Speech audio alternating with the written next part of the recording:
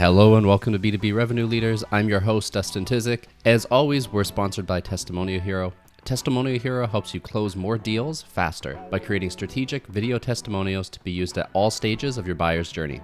On today's episode, I'm joined by Steffen Hedebrandt from Dream Data. We talk about how to align sales and marketing teams with a shared ICP and shared targets, mapping the customer journey using real data to optimize spend, and how to measure a demand gen strategy on LinkedIn.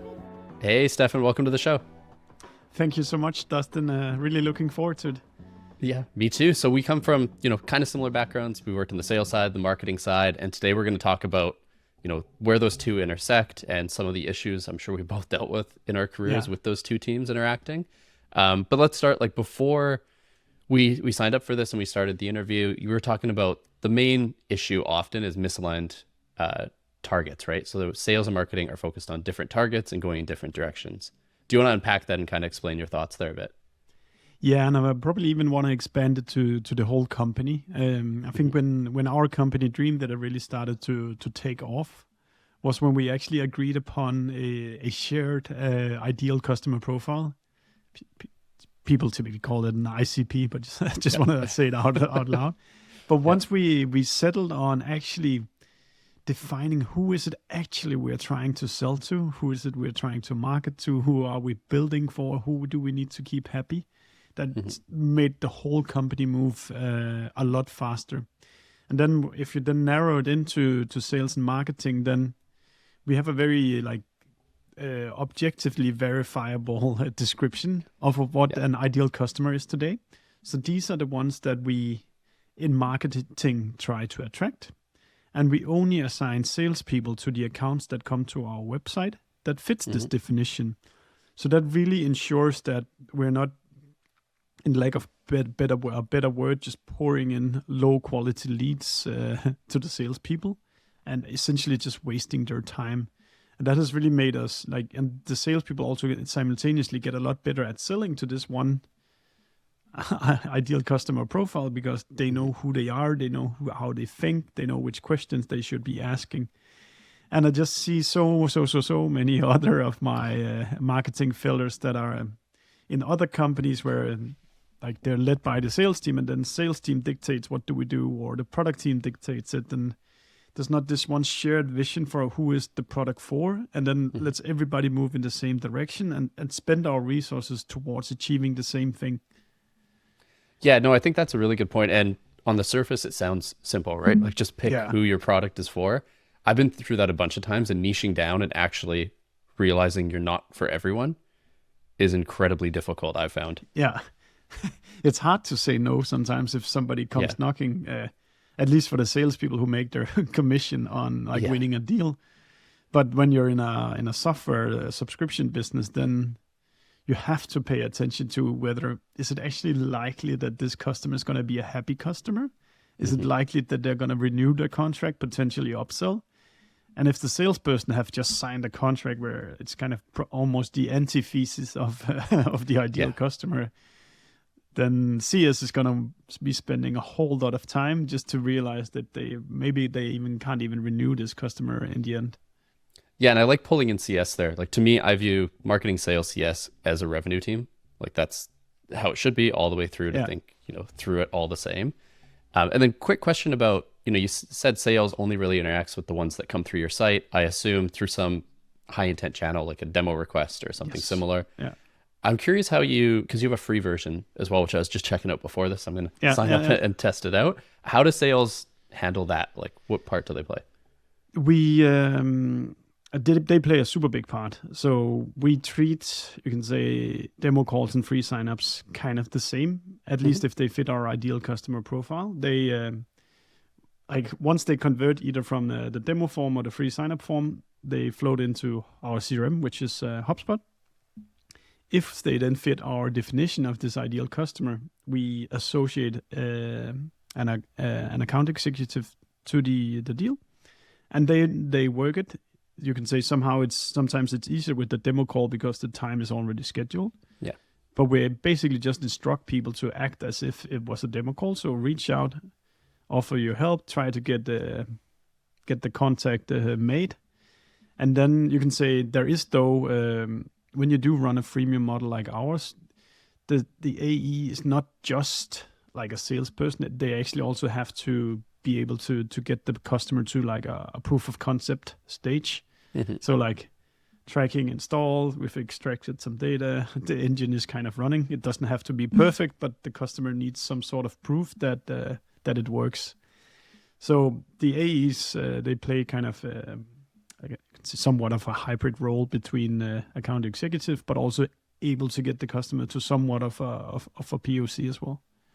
Yeah, and I think having, just to tie it back to what you mentioned about having the ICP really mapped out, so you can have higher touch with the ones who are a big fit who come in through free. Yeah. And then, let the other ones maybe marinate for a bit. And if they start interacting and you can see their usage, I assume there's some kind of sales trigger there. And it's a nice way to do it rather than burning sales time on every single lead. And it also comes to kind of the tools so we, like for our platform to work, we need to integrate with the tech stack or go-to-market tech stack of our customers. Yeah. And if the ICP is very specifically defined, the CRMs are Salesforce, HubSpot, Microsoft Dynamics, potentially Pipedrive, but that's it. So the salesperson gets better at working with those CRMs. They know what are the ad platforms they use. So nowadays we rarely hear requests for new integrations because everything is so aligned towards just one kind of company. Yeah, and you mentioned, to go on a different track here, you mentioned ad platforms, and it kind of ties into attribution, which is what you guys do over there and focus on. To tie it to the marketing and sales side as well, I don't love the marketing source versus sales sourced debate. I've been there, done that. It's not a lot of fun. Yeah. I'm curious how you guys handle that, being a company that focuses on attribution. Yeah. How to get at this? So first of all, I think where it typically can go very wrong is these companies that are like overly relying on the CRM system, the original source, the lead source, because that can be manipulated and opinionated and people shift it around all the time. The way we work is more objectively. So we take the timestamps of all activities, like from this account, which is called Testimonial Hero. What was the first touch we had? This was a click on an ad. Yes, then it's true afterwards that somebody picked up the phone to like get the meeting booked, but everything runs in kind of like with timestamps. So you can't just kind of, it's non-opinionated what was the first touch here, whereas these companies who are run on the CRM system, they don't understand what's actually the customer journeys leading into to these demo calls or to the pipeline and so forth. Yeah, you see that with, everything is website organic. It's all brought in through search, but for sure is not true at all. Having that timestamp is huge. It's also really hard to get like everything quantitatively. So how do you, layer in the qualitative parts and really paint that full journey? So that's also good to understand. So we only work with stuff that leaves a digital trace behind. So there's these things that happens, in Slack channels, at conferences, you and I speaking together. Those things we cannot map into the account's journey unless it has a digital trace. So that would be, I met Dustin at this conference at this date. If that's not there, it doesn't go into what we do. So our focus is really saying, what is all the information you have available about your account's journeys in any data silo? So data silo being a CRM, marketing automation, CS tool, ad platform, intent platforms, website, etc. And then we get the data out of all of the silos and then enrich one account profile and then join that account profile with the money component from the CRM system. And this is, you can say, the magic we've built that like once you connect now, we automatically extract the data and we automatically clean it up and model it and connect it to the pipeline. Yeah, that's really interesting, especially on the paid side as well, because there's like attributing cost per lead across paid channels, especially when you use LinkedIn for demand gen and then, maybe they Google a high intent term and then they Google your brand campaign and like, how do you figure out how much that actually cost is the tricky part for sure. Yeah. And then in our account journey view, which is like the timeline of the account, if we're able to capture anything from LinkedIn, that will be the first touch. And then you'll see multiple timestamps. And then suddenly this person then comes from Google, either organically or through paid search where they put in your brand name. But you'll still be able to also see that first interaction that was generated from LinkedIn. So it's I think the people who nowadays still bash attribution on LinkedIn, you see the occasional thread that, hey, you can't measure anything, so forget about it. I don't think they know how much progress has been made with technology nowadays. Like a user in our database is able to have multiple emails. It's able to have multiple devices. So over time, you build a really, really strong graph of what is every single person doing associated to your company. And these companies gets associated to accounts. So whereas Steffen and Dustin might in the old days have been two individuals, they're now part of the same timeline. So if I start the journey and you're the one that signs the contract, we can still take the money from the contract and put on Steffen because he's part of the same account journey. Yeah, I think that's important for LinkedIn in particular, right? So I remember years ago, when I first started out in ads. That was primarily what I did. And that was the old school LinkedIn lead form, download an ebook and measuring it. It never worked out, right? We switched to a demand gen model here, which has worked. But like you said, quantitatively with our setup, it's hard. It's me, mapping an account list. These are on our target accounts. They interacted, they converted. Yeah. We actually, I can just share a small anecdote on that topic because when I started running account-based marketing on LinkedIn as well, I saw the same pattern. I ran some video ads, image ads, carousels, etc. No direct conversions. But what I could see was, hey, somebody come through organically, somebody comes directly and books them. That more things were coming through, and the only thing I changed was this. What we have now an official partnership with LinkedIn where they actually expose engagement data from the LinkedIn ads. And that means that people who just, swipe through your ad, just press play on a video, without them actually submitting the lead form or clicking through to your website, will still get information that this account interacted with your ad now. And that's kind of been the missing link that, like, we all know that it makes sense to run these ads towards very targeted accounts, but we just didn't have the proof before. But now with these, like LinkedIn becoming more liberal with the data they share, you can start to tell that story better than what you used to do. Yeah, and it makes a super strong case to, the CFO who, depending on your CFO, but a lot of them want, okay, what is my cost per channel, per lead? How does this map to revenue? And it's just not a perfect one-to-one science there. I would also say that the CFOs needs to up their game a little because like that's not B2B. It's not like you're not selling a running shoe here where you run an ad, they click an ad, they buy your running shoe. We put out some benchmarks last year where we looked at our customers' data. From first touch to a deal being won was 192 days on average, some longer, some shorter. There was an average of 31 sessions involved and more than 2 people involved on the deals. So these 31 sessions, like it's exactly like you say, Justin, you start the journey one place, then you catch them with retargeting on another channel, then you probably pay brand search afterward as well. And this thing about narrow-mindedly saying, I need to understand that one single platform that is the best, it just doesn't apply to how B2B actually works. Yeah, and I would say I don't know how to explain the concept really, but there's almost a pipeline before the real pipeline. I mean, there's products from these ads that they've run where I've interacted with them. I'm probably not in their CRM because I've never given my info, engaged. But if I ever have that need, I'm going to them already. Yeah. So there's this weird like pre-pipeline that you have to focus on.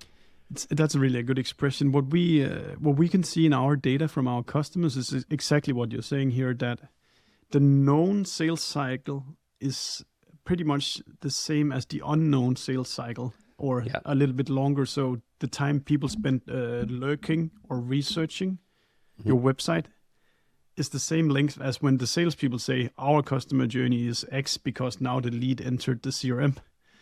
No, they're actually spending a lot of time figuring out what you do, or in these days where you run these demand gen campaigns, you're running it towards people who are not in market right now. So obviously they're going to be a long time before they're raising their hands saying that now it's budget and now we can sell. Mm-hmm. No, absolutely. And I think we're running some similar playbooks, which is super interesting. Yeah. I'm curious then how you think through content for that, pre-sales funnel, because you can't just hammer them over the head with, this is exactly what our product does. Here's a walkthrough, because there's more like the pain, explaining their situation. So how do you think through content creation there? Oh, we're if you're either a gator or non-gator, we're definitely keeping things very open. Yeah. The way I think about a website is that it should be a unit that basically answers any question that any customer might have about your product. Mm-hmm. So the salesperson don't need to gate all that knowledge behind their demo calls. And that also means it's not just about answering the questions of your main persona, but it's also about answering the questions of those that are going to be asking questions when you say, hey, I want this piece of software. And then like these days where there's a lot of economic turmoil, it's, the CFO might get involved. There's procurement, there's the legal, there's DPAs and stuff like that. Yeah. And your website needs to answer all of these things. And I just don't think that a lot of that is suitable to hide behind gates as such. Yeah, we take a similar approach. Like our demand gen stuff, our goal, this is probably way too broad, but on a very broad level, we want everyone in our ICP to know who we are, what we do, and why they should care. Yeah. And if we got to pay money to get that message in front of them, and they're going to convert a year later, it is what it is. So it's kind of meaningful. Yeah, it's honestly one of the first companies that I've worked at that has this approach and embraces it. Yeah. Which is kind of cool because I feel like I'm getting back to actual marketing a little bit rather than, sales disguised as marketing, even though they're so related. Yeah. I just think that where this is now we're getting marketing geeky, but where they kind of the demand gen people rubs me a little bit wrong sometimes is that it sounds like they almost don't want to be accountable for revenue at all. Where it's kind of you can't just go spend hundreds of thousands of dollars and not kind of explain why are we doing it, what do we expect in return, etc. So I think there's this split between what you said before, which is exactly right. We need to get in front of the right people with the right message, and then they'll come by at some point when they have budget, authority, need, timing, etc. Yeah. But you also, I think that like when you're doing marketing, you're spending a lot of money, and you can't just be wasting money. So if you don't have the proof, you still need to come up with, or like quantitative proof, then come up with qualitative proof that people sharing your ads, liking your ads, commenting on the ads, talking about it in forums, etc. Just keep a folder of screenshots of all the things where people appreciate your marketing. Yeah, no, I think that's a good approach. And I think now, we're all, or most of us at least, have but more budget constraints. Like you said, the economy is in turmoil. We're asked to cut things. Yeah. I do think the companies that cut wisely, I'm sure you've seen this in your data, but a lot of companies are wasting money on Google. Like Google Ads is our main channel, one of our main channels for high intent. Yeah. But I've seen, how easy it is to waste. So I think the companies that are super lean and efficient there at, those high intent channels, and then take some of that money that they can afford, put it a little higher up and get their message out. I think those ones will succeed instead of just cut everything, pour a bunch of money in Google and hope it works. Yeah. Yeah. And if we come back to the topic of sales marketing alignment here, I think it's also a matter of pushing the right metrics on the marketing teams. So that is kind of like you as a VP revenue don't really care how many emails they can collect per month. You probably care more about how many demo calls is being generated, or at best kind of how many deals you win, or how much reaches the sales pipeline. So I think it's about everybody who's listening starting to, if you're a marketer, to demand more of yourself in terms of showcasing how far down the pipeline the stuff you produce goes. But if you're on the sales team or you're the CFO, you should be asking questions, not about how many more emails can we collect, but how much more like quality demand can we create. Yeah, 100%. Because if it's emails, we can just run, stupid cat videos and collect the emails of like grandmothers or something like that. But but the sales team is not going to sell to one single one of those. Yeah, no, I've said that before. Like, give me an MQL goal, MQL being email, and I can get there. You probably don't want to, though, necessarily. So the way I've always structured, even on the marketing side, is, I've always called SQLs basically demo. So those high intent requests. And then I have some type of quality metric on top. So how much of those are actually passing, sales test there and, they're actually qualified. Yeah. And that's maybe overly simple, but that's kind of our core North Star metric I've always had in marketing. I think that's actually what we've just introduced now is also, so if we measure, we call them sales acceptable leads. And that means that it's a company who submitted our demo call or signed up for free that fits our ideal customer profile and is assigned to a salesperson. It's not necessarily the sales pipeline, but it's somebody that we found worthy of assigning to an account executive. Yeah. And I think that's, if you're really being fair, it's just about as far as marketing can go in B2B, because the last stage is really salesperson demoing, helping the customer to buy the product, etc. Yeah. I know we talk about you should produce revenue and sales pipeline, but like where we can be proactively taking care of stuff is until the demand comes in, and that demand is something that looks like high quality normally. Yeah, like we were talking before this, we both, sales is a science and an art. So you can drive in the best demand, and if you don't have the right salespeople and sales process, it just falls through there. I hear a lot of my marketing friends where like they don't speak to the sales team, or like they're scared of the sales team, or the sales team sits in another country or something like that. Yeah.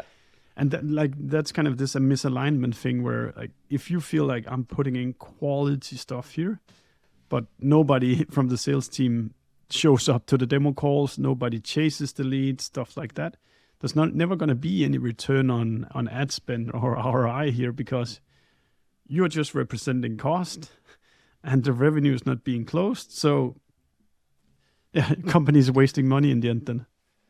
Yeah, no, totally. And I think, to kind of come full circle here back to the aligning everything based on the same targets, I think that's a good one. Like we said, those, whether you call it like, high intent opportunities or SQLs or SALs, but whatever that definition is, because otherwise you end up with sales and marketing, kind of like the Spider-Man meme, pointing at each other, blaming each other for all the things that could possibly go wrong, which it just never works. Like I've never seen that work.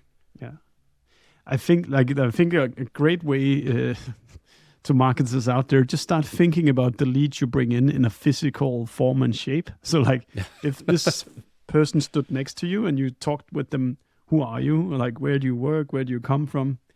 You would never, ever then take that person in their hand and walk them over to the sales team if like it was somebody who was completely off who you normally sell to. So that's why I'm a big defender of the MQL. If you read it out loud, it says a marketing qualified lead. It's not just the lead. Yeah. It's somebody who you actually should be like almost proud to present the sales team with. And that's where I think that term has kind of lost its weight, because people don't think about that it actually needs to represent quality. Yeah, no, I think that's a good way to point it out with bringing the person over. I'm picturing, some random Gmail account person who their job, their title, like, here you go, sales, have fun. Yeah, you waste people's time. Yeah, and salespeople aren't cheap, right? Like they cost money. Cool. Well, Steffen, I think we've covered the full gamut. We went a little off track and went on all things marketing, geeked out a bit, but I enjoyed it. Yeah. I learned a lot. For our listeners, though, if they want to learn more, connect with you, learn about Dream Data, where should they go for that? Yeah, so it's dreamdata.io. But yeah, as you follow me, Dustin, I'm spending way too much time on LinkedIn. So if people have a question, they can just reach out there. Cool. So we'll include those links for our listeners. And yes, Steffen, thanks again for joining me. Thank you, Justin. Thanks for listening to this episode. My key takeaway is when Steffen pointed out that his data shows that the unknown sales cycle, so the time before a customer actually reaches out and enters your CRM, is usually the same or a bit longer than your actual sales cycle. I think we all intuitively know this, but seeing data that really highlights that, it just shows the value of taking a demand generation approach and making sure you find a way to measure the success of it, either quantitatively or qualitatively, and finding a way to look back and see what's working. So again, thanks for listening, and I'll be back every Tuesday with a new episode.